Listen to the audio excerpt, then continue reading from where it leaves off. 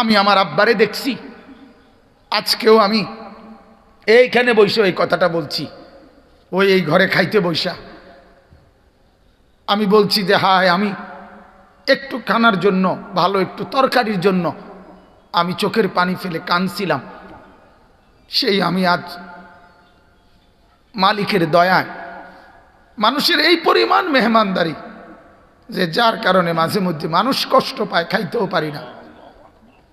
আমার আব্বারে আমি দেখছি, একটা গেঞ্জি আমার আব্বার ঘামের থেকে ভিজা, আব্বার গেঞ্জিটা ভিজা যাইতো, আব্বা এটা ধুইতে দিলে ঘামের গন্ধের কারণে আমি বলতাম যে আব্বা আমি এটি ফাইতাম না, আমি ধুইতাম। এরকম ওই দিনও মারে বলছি যে মা, আজ যখন মালিক অনেক সম্পদ দিছে, আজ আর বাবা নাই, বাবার এই সুখের সময়ে কিচ্ছু খাওয়াইতে পারলাম না, কিচ্ছু না, কিচ্ছু না, কিচ্ছু না। আজ মালিক অনেক দিছে কিন্তু বাপ নাই। সেদিন আমার মাদ্রাসায় প্রায় 2 লক্ষ টাকা করে খরচ করে আমি বিশাল বড় মেহমানদারি করছিলাম। আমার চাচা, মামা, ফুফা, খালু, জ্যাঠা, আমার মার মামা, সবাই দাওয়াত দিছি, আমি গাড়ি দিয়ে আনছি আমি আমার মাদ্রাসায়। এই তখন আমি দোয়ার মধ্যে বলছিলাম যে আজ আপনারা সবাই আসলেন, কিন্তু আজ আমি আমার বাবা নাই। তাহলে আমার ভাই, এক জিন্দেগির সবচেয়ে বড় পাওয়া, আমার আব্বারে দেখছি আমি। আমার আব্বা এটা কইতো, ফুত আমি প্রয়োজনে আরো কষ্ট করুম, কিন্তু আমার সন্তানরা দুনিয়ার কোনো ফিকির লাগবে না। বাবারে একটা কথা ছিল যে আমি চাই আমার 5টা ছেলে আলেম হবে, যেন আমার মরার পরে আমার কবরের চতুর্দিকে আমার ছেলেরাই দাঁড়াইতে পারে। কাজে এদূর যদি পাই আমার আর কিছু লাগবে না। তাইলে আমার বাপ, আমার ফিকির তো এটা থাকা চাই। আপনার কাছে আমার অনুরোধ, আল্লাহ এটাই বলছেন, ও আমার বান্দা, তোমাদের সম্পদ, তোমাদের সন্তানাদি তোমাদের জন্য পরীক্ষা।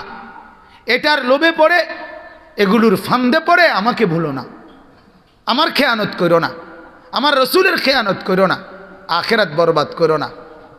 এরপরে আল্লাহ বলেন ওয়া আন্নাল্লাহা ইনদাহু আজরুন আযীম, আল্লাহ বলেন আমার কাছেই একমাত্র আছে মহা বিনিময়। অর্থাৎ দুনিয়ায় যা করে গেলা এগুলোর বিনিময়, এগুলো তোমার জন্য খুব বেশি বিনিময় আসবে না। আমি আল্লাহর জন্য যা করিলা, আল্লাহ বলেন কসম বান্দা, আমি এর প্রত্যেকটার উত্তম বিনিময় তোমাকে দেব। এই সোফা যদি 30,000 টাকা দিয়ে বানায়া থাকো, এই সোফা আখিরাতে তোমার জন্য কোনো পুঁজি দিবে না।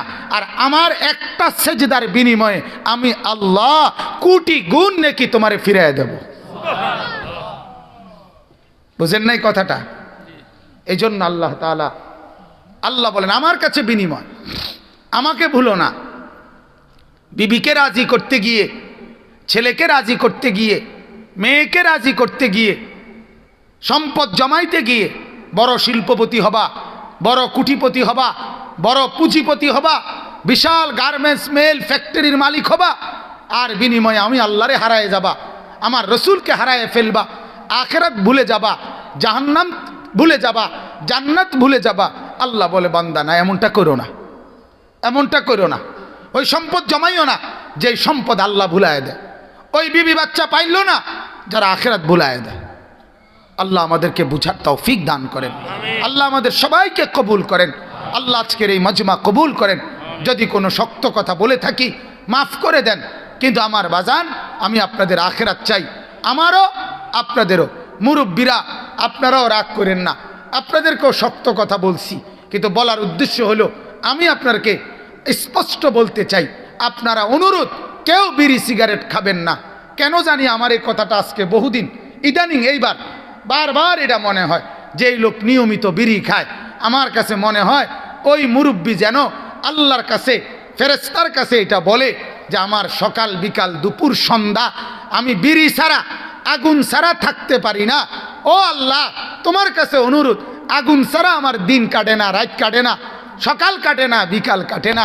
আল্লাহ তুমি তো দেখলা আগুন ছাড়া আমি থাকতে পারি না, অতএব আমারে কবরে আগুনেই রাখো, আমারে হাসরে জাহান্নামের আগুনে রাখো। আর নাই তো কি, আর কি কারণ হইতে পারে কোন? এজন্য বাপ, আপনি যদি আমার দাদা হন, আমি আপনার নাতি, আমি চাই আমার দাদা যেন হয় জান্নাতি। আপনি যদি আমার বাবা হন, আমি আপনার ছেলে, আমি চাই আমার বাবা যেন হয় জান্নাতি। আপনি যদি আমার চাচা হন, আমি চাই আমি ভাতিজা, আমার চাচা যেন জান্নাতি হয়। তোমরা যারা যুবক ভাই, আমি যদি তোমাদের ভাই হই, আমি চাই তুমি ভাই, দুই ভাই মিলে একসাথে যেন হই জান্নাতি। বলো না ইনশাআল্লাহ? দোস্ত, কত ছেলে আমগরে ভালোবাসো, আমরা জানি তো বাজান, কলিজা দিয়ে মহব্বত করো তোমরা আমগরে। এই মহব্বতের তাকাজায় হয় তুমি আমার মতো হও, নাহলে আমারে তোমার মতো বানাও। একটা করো, এক সাইডে হও। হয় তোমার কাছে আমারে নাও, নাহলে আমার কাছে তুমি আসো। একটা তো করো ভাইয়া। তুমি তোমার মতো, আমি আমার মতো, এ জিন্দিগি কেমনে চলবে? তুমি ফয়সালা দাও, তুমি ফয়সালা দাও। আল্লাহ তাআলা আমাদের সবগুলো যুবককে কবুল করেন, আমিন।